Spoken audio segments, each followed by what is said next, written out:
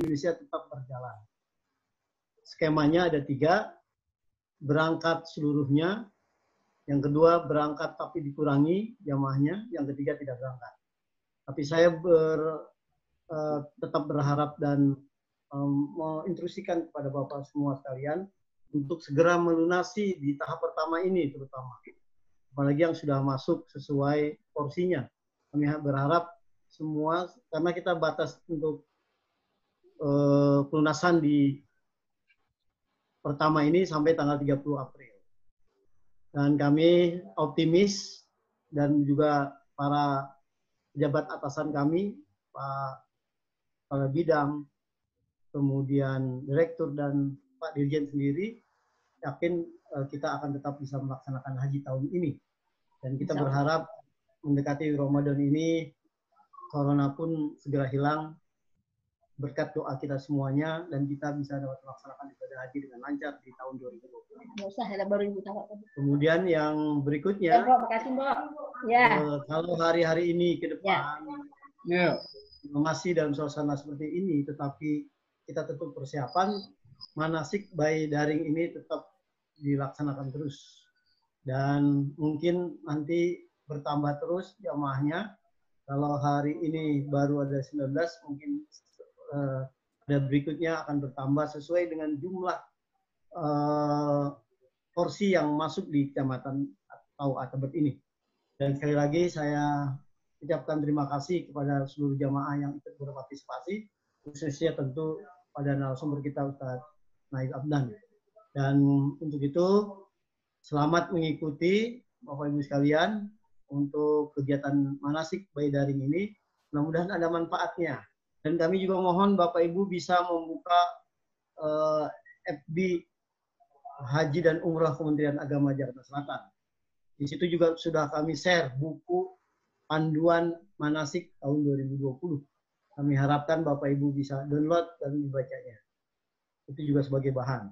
Dan sekali lagi, selamat mengikuti. Dan sekali lagi juga kami ingatkan untuk segera yang belum melunasi untuk mengikuti pelunasan dan daftar ulang ke Kementerian Agama. Karena kami, Kementerian Agama Jakarta Selatan, tetap melayani jamaah yang hanya untuk pelunasan dan hal-hal yang berhubungan dengan keberangkatan haji 2020. Pendaftaran tidak kami layani terlebih dahulu. Dipersilakan mulai jam 9 pagi sampai jam 12 setiap hari kerja. Demikian saya kira Ustadz Naib Adnan, sambutan kami. Mudah-mudahan sekali lagi kita diberkahi oleh Allah dan diberikan kesehatan, sehingga juga kita berharap virus corona atau COVID-19 ini segera hilang di tanah air kita dan seluruh dunia. Terima kasih. Assalamualaikum warahmatullahi wabarakatuh. Waalaikumsalam warahmatullahi wabarakatuh. Terima kasih Pak Haji Fatullah atas sambutan dan pembukaannya. Kita berharap semua jamaah yang hadir di sini sehat walafiat dan juga senantiasa bisa istiqomah mengikuti pertemuan kita pada pertemuan-pertemuan selanjutnya pada kelas manasik kita untuk wilayah Kecamatan Tebet. Mudah-mudahan Pak Kasih senantiasa sehat selalu, kita doakan. Bapak Ibu sekalian yang kami hormati, sesuai dengan janji saya bahwa hari ini kita akan memulai pembahasan tentang apa itu landasan hukum dan juga rukun haji dan umroh. Bapak Ibu sekalian yang saya hormati, saya harap kita semua di sini sudah membaca bukunya yang saya share di WA. Jadi nanti pada saat pembelajaran seperti ini, kita cuma mengulas sedikit-sedikit. Saya harap itu buku yang kita punya dari Kementerian Agama, itulah buku yang harus kita patuhi bersama. Buku yang menjadi dasar pelaksanaan haji dan umroh kita. Bapak Ibu sekalian juga, dalam pembelajaran ini, mari kita gunakan prinsip kita itu seperti botol kosong yang siap diisi dengan air. Kalau kita menggunakan prinsip kita itu sebagai botol yang penuh, apapun yang saya sampaikan mungkin tidak akan masuk. Jadi mari kita gunakan prinsip botol kosong. Jadi kita bisa menerima apa yang kita sama-sama pelajari. Dan nanti kita lanjutkan diskusinya di grup WA atau juga Japri, boleh. Kalau di sini kita tidak bisa melayani pertanyaan karena mengingat sekali lagi bahwa waktu kita sangat sedikit, 40 menit. Bapak Ibu sekalian, secara bahasa, haji itu bermakna qasdu, yaitu tujuan, maksud, atau sengaja. Sedangkan menurut istilah, menurut syarak, haji ialah menuju ke Baitullah dan tempat-tempat tertentu untuk melaksanakan amalan-amalan ibadah tertentu pula. Apa yang dimaksud dengan tempat-tempat tertentu selain Ka'bah? Ada Safa Marwah, ada Arafah, ada Muzdalifah, ada Mina. Nanti akan sering kita dengar singkatan Armina atau Armuznah. Itu singkatan kepanjangan dari Arafah, Mina, Arafah, Muzdalifah, Mina. Bisa disingkat menjadi Armina atau Armuznah.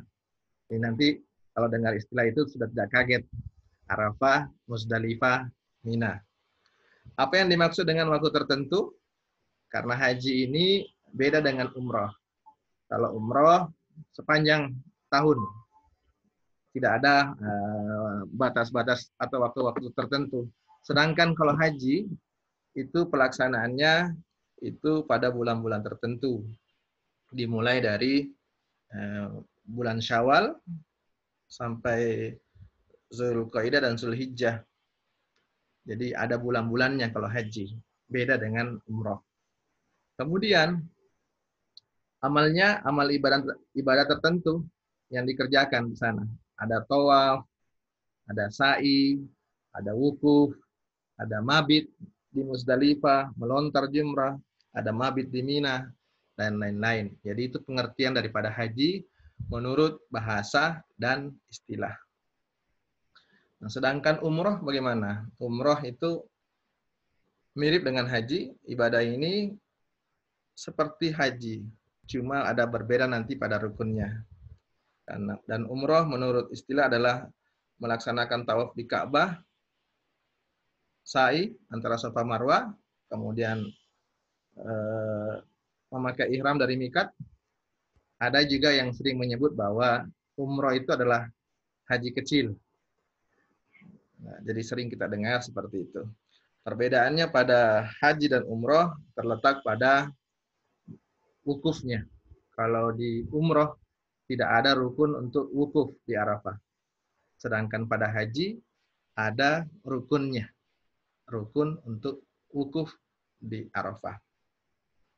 Bapak Ibu sekalian yang saya hormati, sekarang kita lihat landasan hukumnya. Landasan hukumnya kenapa kita diwajibkan untuk menunaikan ibadah haji. Bapak Ibu sekalian, di layar sudah kelihatan ya apa yang ingin saya sampaikan tentang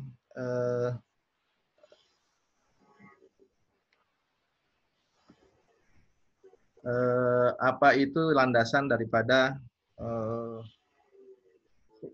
pelaksanaan ibadah haji. Banyak sekali ayat-ayat Al-Quran yang menjelaskan tentang ayat yang menganjurkan kita menunaikan ibadah haji. Sebagai contoh, ada ayat dalam Al-Imran, surah Al-Imran ayat 97, qala Allah Ta'ala, walillahi ala nasi hijjul baiti man istata'a ilaihi sabila. Surah Al-Hajj juga ada. Kemudian Rasulullah SAW bersabda, hendaklah kamu bersegera mengerjakan haji karena sungguhnya seorang tidak akan menyadari halangan yang akan merintanginya.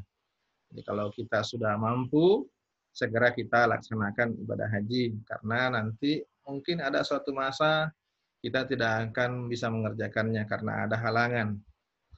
Kemudian Rasulullah SAW juga bersabda, kita sering dengar hadisnya, bunyal Islamu ala khamsin. Jadi Islam itu didirikan atas 5 pilar, syahadat, mendirikan salat, membayar zakat, puasa di bulan Ramadan, dan yang terakhir adalah haji, haji ke Baitullah. Ada juga yang sering kita dengar hadisnya bahwa haji mabrur tidak ada balasan yang setimpal kecuali adalah surga. Muttafaqun alaih. Haji mabrur tidak mempunyai balasan. Sekali lagi, kita harus ketahui dulu apa yang dimaksud dengan rukun.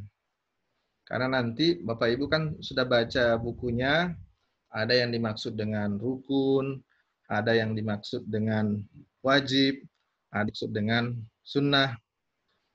Harus bisa membedakan yang mana rukun, yang mana sunnah, yang mana wajib.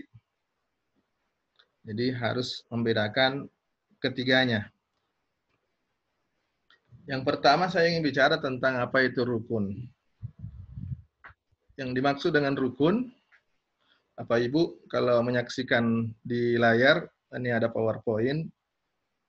Yang dimaksud dengan rukun haji adalah kegiatan yang harus dilakukan dalam ibadah haji, yang jika tidak dikerjakan, maka hajinya tidak sah.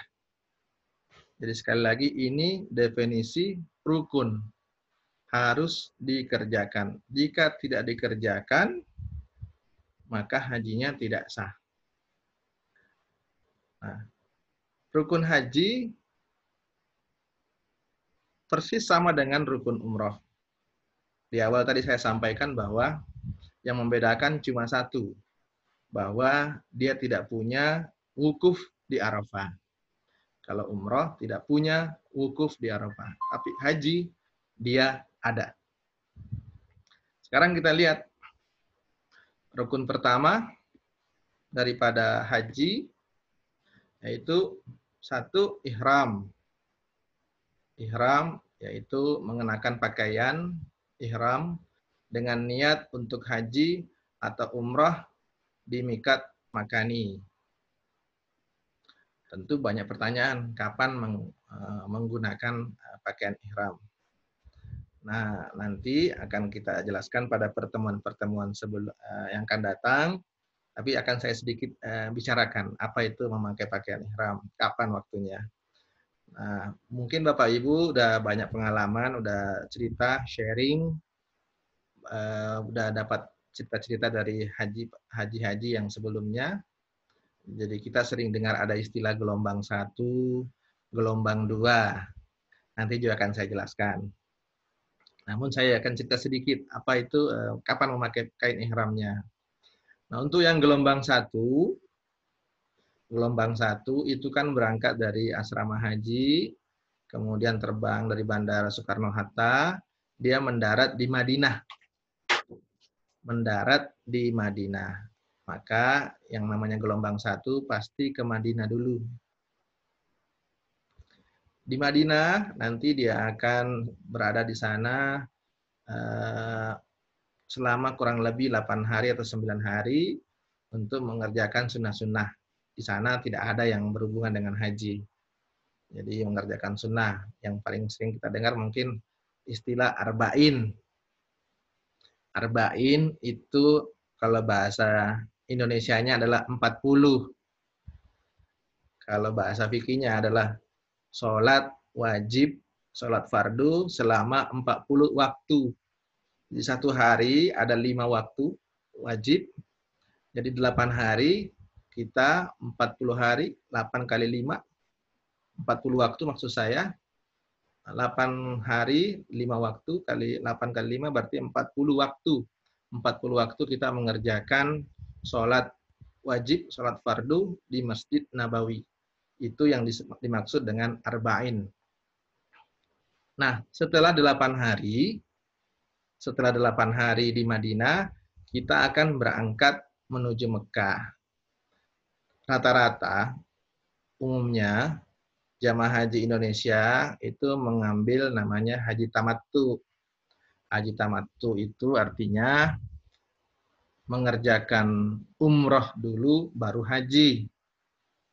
Nah, pada saat kita akan menuju ke Mekah dari Madinah, kita dari hotel nih sudah mau berangkat ke Mekah, kita sudah memakai kain ihram.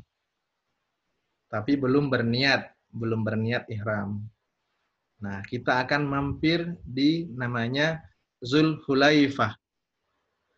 atau yang sering kita dengar nama Bir Ali. Sebenarnya yang betul Zulhulaifah. Tapi beberapa jamaah kita mempopulerkan namanya Bir Ali. Nah, disitulah kita nanti mengambil niat ihram. Di situ kita sudah wajib melaksanakan rukunnya umrah. Karena kita haji tamattu umrah dulu sebelum haji. Berlaku semua larangan. Nah, di Bir Ali atau Zulhulaifah itulah disebut dengan mikat makani. Mengambil mikat. Makani itu tempat. Sesuai dengan penjelasan saya nomor 1 tadi. Nah, yang kedua, rukun daripada haji, yaitu wukuf di Arafah. Apa artinya wukuf? Wukuf artinya berdiam diri, diam, mampir. Seperti kita membaca Quran, ada namanya wakaf. Wakaf kan berhenti Bapak Ibu ya. Kalau membaca Quran itu ada tandanya, namanya kan wakaf, berhenti. Berdiam diri, zikir, berdoa. Pokoknya di sana itu pada saat kita wukuf, kita berdiam aja, diam aja, bertafakur, enggak ngaji, enggak zikir, itu sudah termasuk wukuf.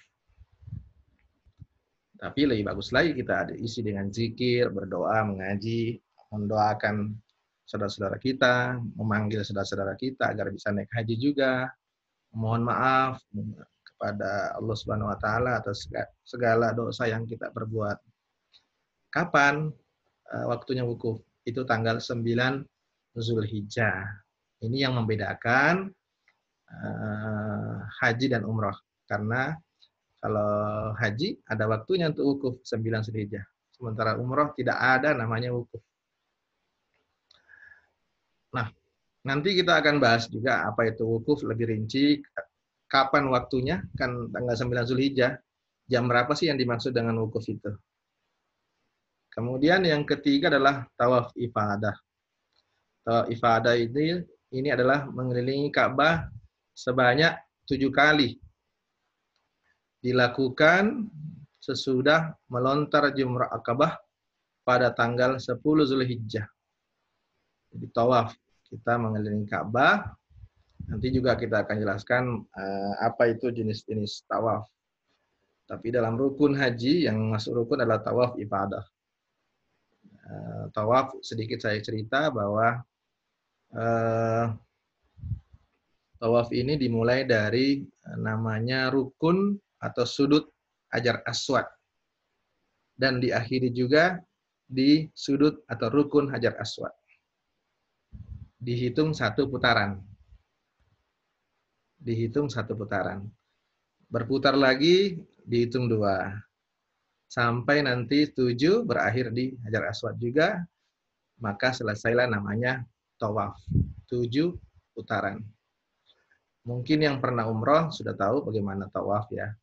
Jadi kalau tawaf itu kita melawan arah jarum jam. Kalau jam kan kita ke kanan ya Bapak Ibu ya. Kalau kita tawaf, kita itu melawan jarum jam. Yang keempat dari rukun haji adalah sa'i. Sa'i berjalan atau berlari-lari kecil antara Safa dan Marwah sebanyak 7 kali. 7 kali. Dilakukan sesudah tawaf ifadah.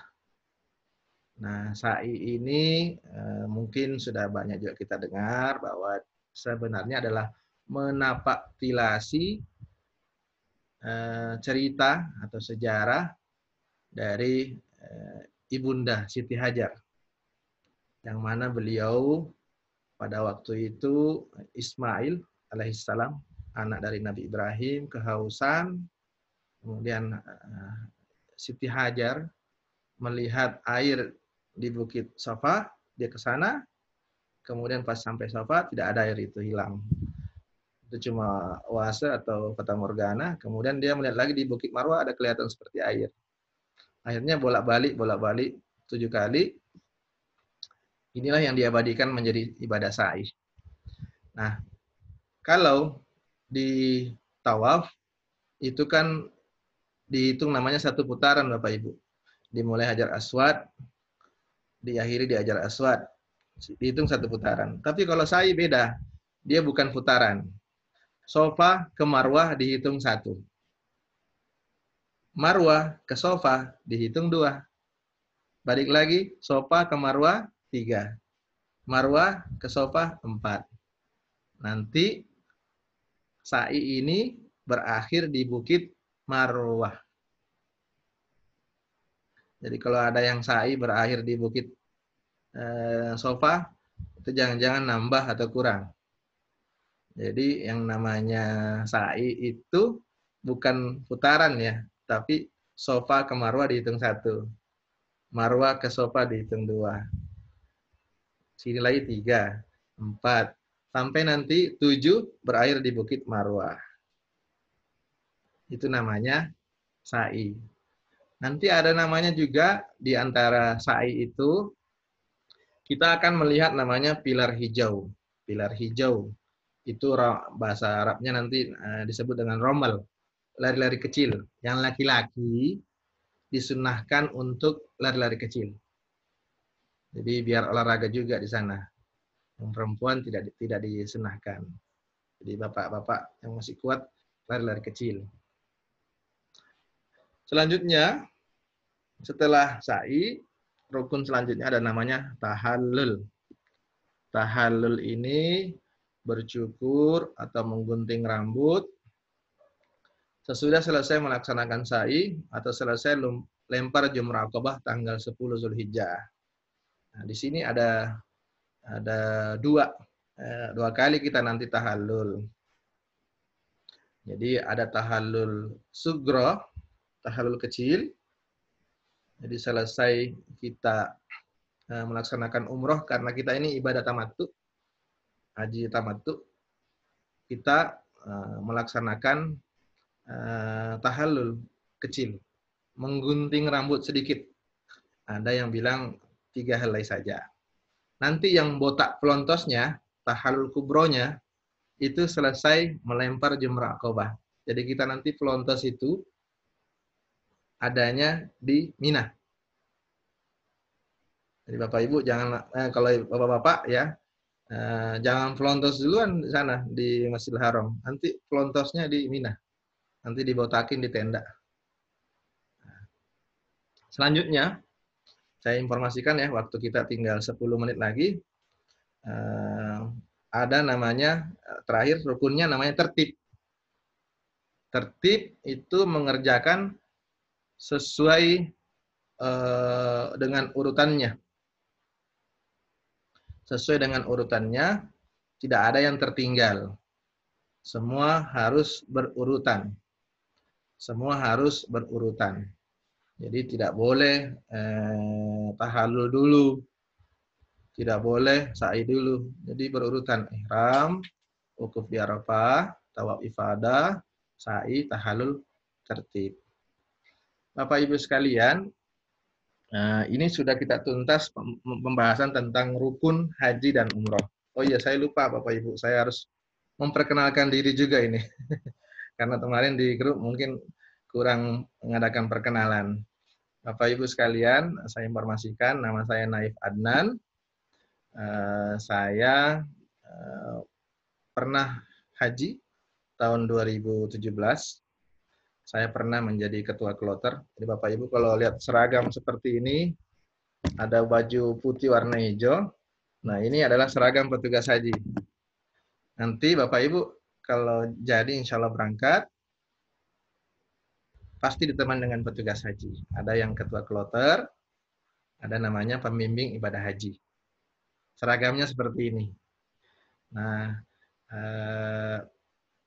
2017 saya berangkat haji. Kemudian kalau umroh, alhamdulillah sudah 3 kali. Nah, saat ini saya bekerja sebagai penyuluh agama. Sehari-hari saya berada di kantor urusan agama Kecamatan Pesanggerahan. Ini background saya ini lagi di kantor nih Bu, lagi sepi, nggak ada orang.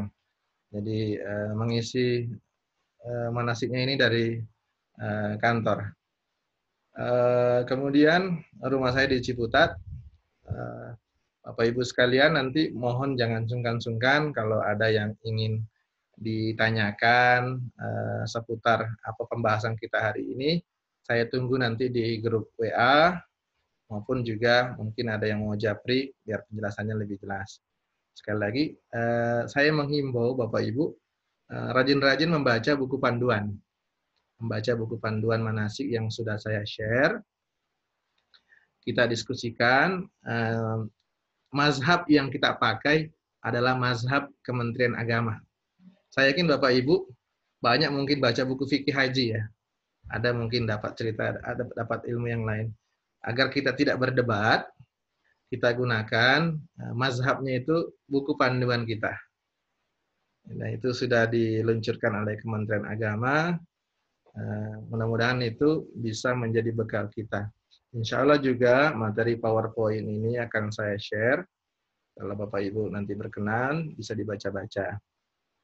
Nah, mungkin pertemuan yang akan datang, kita akan bahas seputar wajib dan sunnah.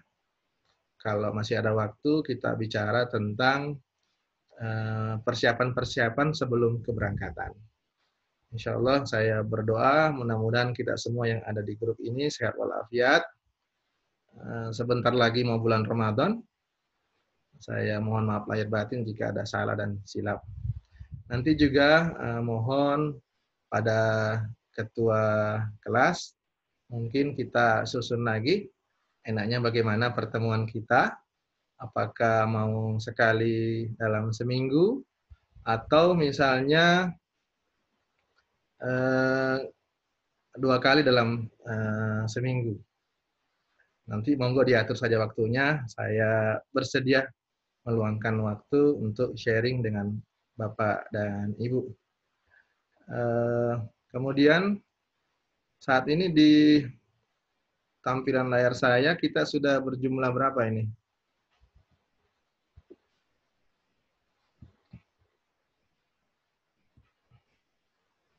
Sudah ada 26 orang. Mohon informasinya kepada Pak Ketua Kelas. Yang lain belum masuk ini, apakah sudah disampaikan atau masih ada kendala mereka belum bisa memakai aplikasi Zoom ini? Pak Alfian hadir?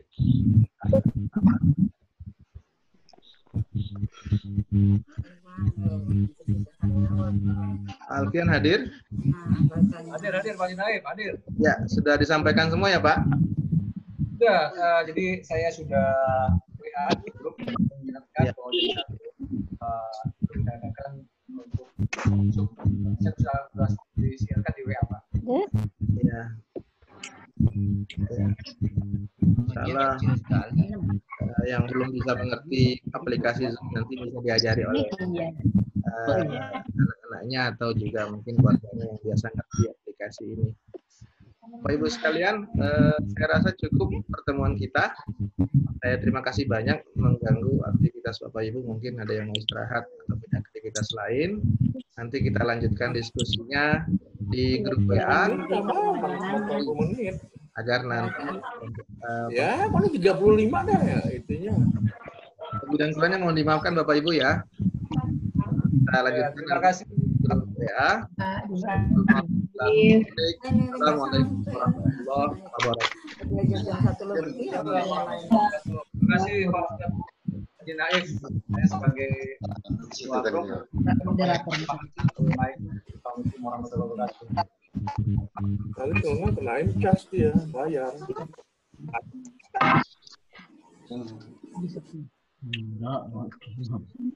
Hilang. Nah, ada kayak nih soalnya.